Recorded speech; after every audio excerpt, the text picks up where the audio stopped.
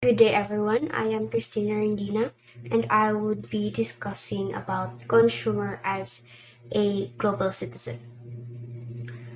So the consumer as citizen is someone who makes purchasing choice in respect of the sustainable development of the world community. So environmental protection, the social responsibility, the labor, security became its main criteria leading the act of buying. So even for those who are not full-time workers or volunteers who go overseas, like they take part in campaigns, they often involve spending a good deal of time in political lobbying, like as we can see the protests or fundraising activities. So even with these huge issues internationally, if it affected the majority, like in the international level, it will always be a big issue. So one example for economic issue is the economic boycotts. So economic boycotts have a long history as part of the movements for social justice both within and between the states. So the best known recent international example is the widespread boycott of South African produce. So this would take us to the issue on the apartheid. So it stems from South African dialect that literally means apartness. It was a system put in place by African National Party in 1948 which allowed for the lawful segregation using the racial divide. So what is the goal of this, like the system? So the goal was to separate South Africans white minority from its non-white majority. So it prevented equal opportunities for basic human rights to people of color, their choice of school for education, even the living spaces, the access to the goods and the services, and even the marriage between the white and the black are considered illegal. So the Polaroid boycott. So black South Africans were forced to carry an identification, also known as passbook. This contains their approved citizenship, the documents, name, and their picture. So the problem arises when a scientist noticed the use of the Polaroid in South Africa, where in fact it was not even created in the country, or it was not even released legally.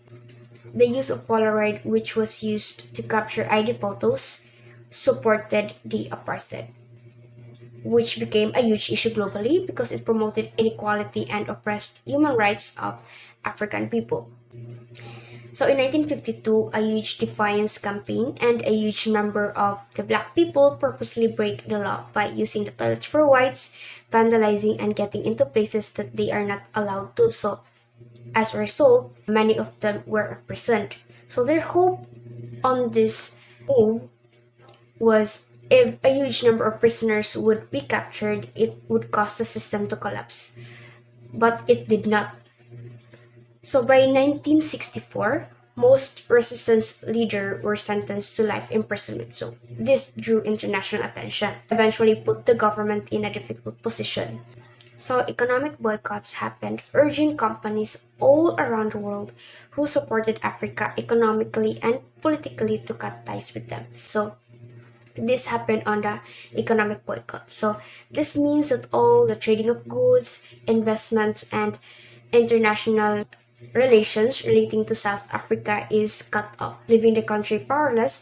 That may lead to the collapse of the system. Slowly, apartheid began to dismantle, and in 1990, at the age of 71, Nelson Mandela, the resistance leader, was released from prison and became the president, winning 60% of the vote in 1994.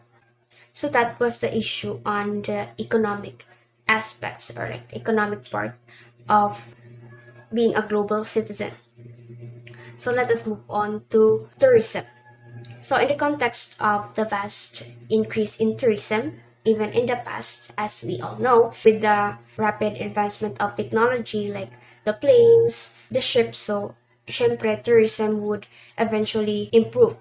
So there are also important questions about its impact on the local society and environment. So in some cases, well, tourism can involve direct exploitation, so as in case of travel agents promoting the child prostitution.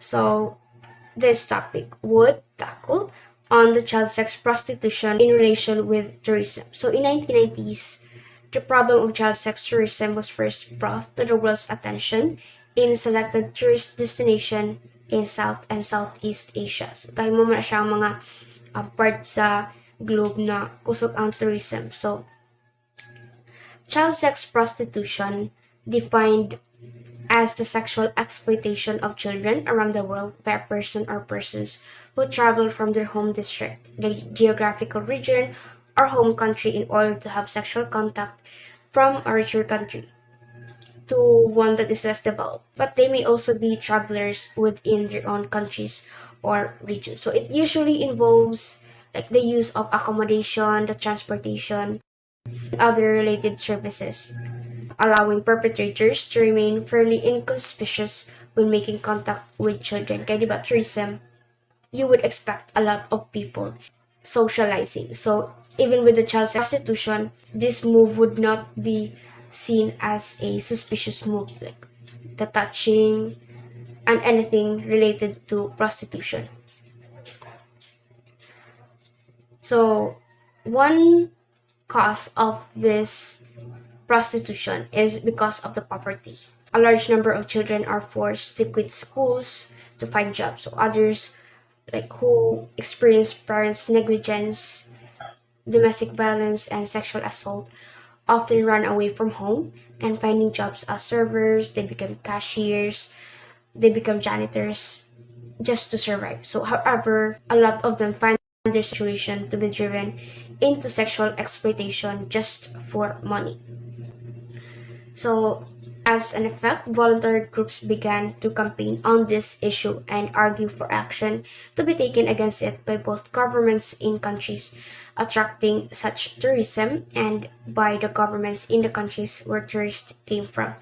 So international organizations like urge governments to be more strict on people applying for traveling in many countries to avoid this kind of prostitution.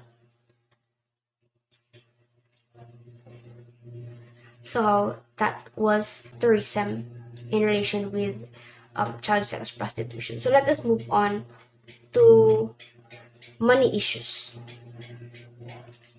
Kaya di ba, syempre, consumer as a global citizen really revolve around money. So let us talk about the third world debt. So what is the third world debt? It was called the developing country debt or the debt of developing countries. So the most common known developing country in the past is the US. So the origin of developing world debt crisis can be traced to the oil price shock in 1973 to 1974. So this time, the oil price became higher. The demand became more strong. So at the time, the member of states of the Organization of the Petroleum Exporting Countries, or the OPEC, limited the supply of oil, which resulted in a huge increase in price. As we all know, oil caused pollution, so this urged the OPEC to limit the supply of oil, thus raising the price of oil. So the excess profits that OPEC members were then invested in the Western commercial banking sector. So the banks then sought to find new borrowers to lend the money to. So this was to start the lending of money. So developing countries which were in need of development assistance to soften the impact of increased oil prices. That meant that during the second half of 1970s, a significant capital to the developing world came from commercial banks. So the money used by the developing countries were from that bank. So as time passed by, nagtigadako ang interest, so it became the third world debt. Kaya nagtigadako ang ilang debt in that matter. So the question was, will developing countries be able to pay full for that debt? The answer is no, because as time passed by, the interest just keep getting higher and higher. The only thing they can do is to pay that in installments. So this made a lot of countries be covered in debt, and a huge number of campaigns stepped up to stop it. So the reason was With a huge debt from banks and a huge interest, borrowers would have a hard time paying, and some business may fail because of bankruptcy. Kaya, di ba, as we all know, the most reason of bankruptcy is that a debt on banks. So, if like magtigadako ang debt sa usa ka developing countries, the cities in that country would be highly affected. So those small businesses would fail and many would suffer from poverty. So there was an argument or like a debate. So there was two interpretation of this third world debt. Number one states that the crisis is a threat to the stability of the international financial system as a whole, and it is suggested that they must take responsibility for the loans they took out. So it just like basically saying na they should take responsibility for their own debt, not like magreklamo sila because these are their own action. So the second one states that the issue of debt is a crisis of development. That stance assigns more responsibility to the commercial banks with the support of governments in the West engaged in a reckless lending strategy.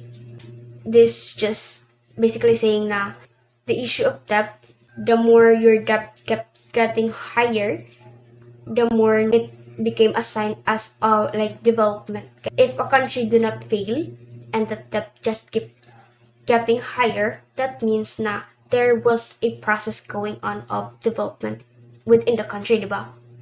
So yeah, that was the two interpretation of the third world debt. So the next issue would talk about the environmental problem and the response of consumer as global citizens. So the role of consumer is like one important aspect of many cosmopolitan campaigns and a way of bringing in in a wider numbers. So there is also a link between consumer action, the response of retailers, and the group active on global issue. One example is the Greenpeace, cooperating with Brazilian environmental officials, which was then were able to prove how wood illegally logged in the Amazon rainforest was being sold. This would talk about the illegal logging in the Amazon forest.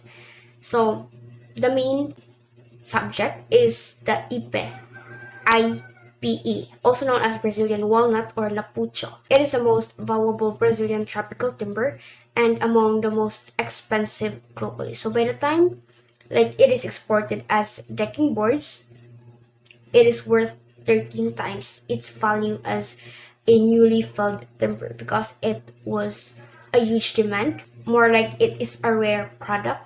That is why it became 13 times more higher than its worth in the Brazil. A 2-year Greenpeace investigation into the Brazilian Amazon timber sector has exposed widespread illegalities and manipulation of the system to launder illegal timber with legal paperwork. So how would this happen? Like illegal logging tapos na illegal paperwork? It's because the government supported in that kind of illegal activity because it brought a huge amount of money to the country. So Amazon states Para, it is a small community, Para accounts for 40% of all illegal logging in Brazil. Para is itself a mecca for illegal loggers. So between August 2018 and July 2019, the state witnessed about 40% of all illicit deforestation in the Brazilian Amazon. So a lot of trees across an area roughly the size of Rhode Island in the US, according to Reuters. So given the huge amount of carbon dioxide absorbed by the Amazon, climate scientists from around the world have warned of the danger of accelerated global warming by its continued destruction.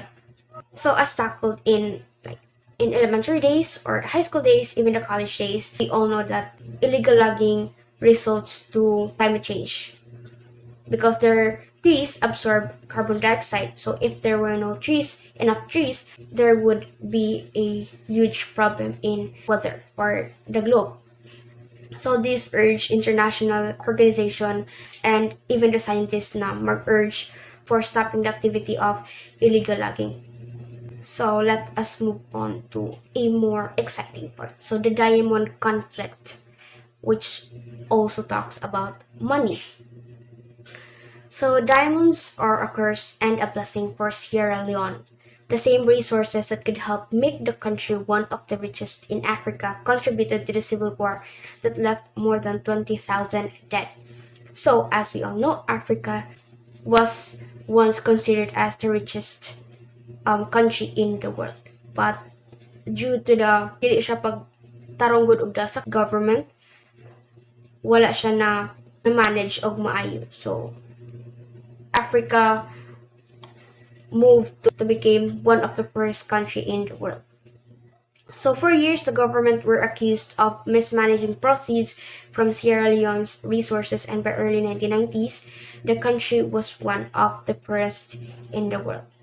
So within the National Army, some soldiers funded themselves either by directly mining and selling diamonds, so exchanging weapons with the rebels for diamonds and allowing rebels to take over mining sites. Diamond smuggling has permitted the RUF in Sierra Leone and UNITA in Angola to spend hundreds of millions of dollars for weapons and equipment, so transforming these insurgents into formidable fighting forces that have wreaked devastation on their own countries. So let us talk on the IDMA, or the International Diamond Manufacturers Association. It was established at the end of the World War II. So it committed to working accordance to the best practice principles accepted throughout the global diamond industry, as well as according to international law that pertain to the sector.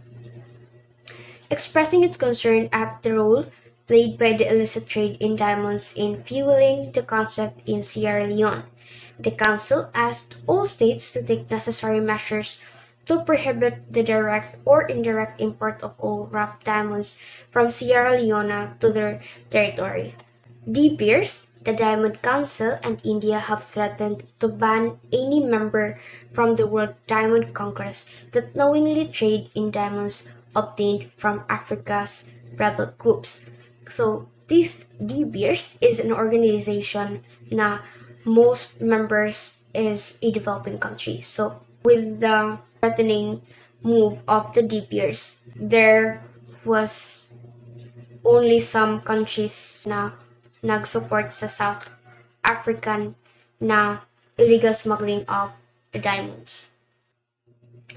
So what is the conclusion for in this whole discussion? So the great majority who take part in particular campaigns almost certainly see themselves as national citizen first and foremost, with an additional concern about international issues and the fate of individuals in other parts of the world. So they may often be criticized with the particular government policies all around the world, but they believe that if their country took more international stance, that would be in its long run interest, would simply benefit the status in international society.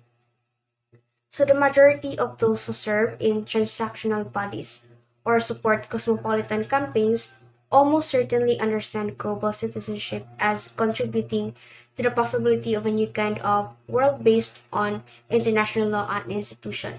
So the main point of this discussion is highlighting the involvement of consumers globally on international issues. The scary part is, as long as consumers get together as one and solve something that is not right and is hurting the planet globally, economically, financially, even environmental issues, they can take down a huge organization.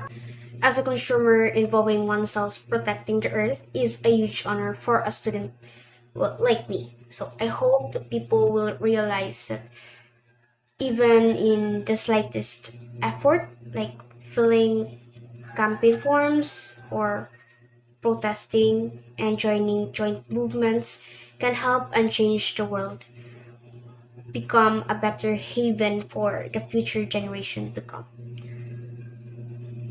So my question for this discussion is, as a student, would you consider yourself as a global citizen? So that would be all. This is Cristina Rondena signing off. Thank you very much and have a good day.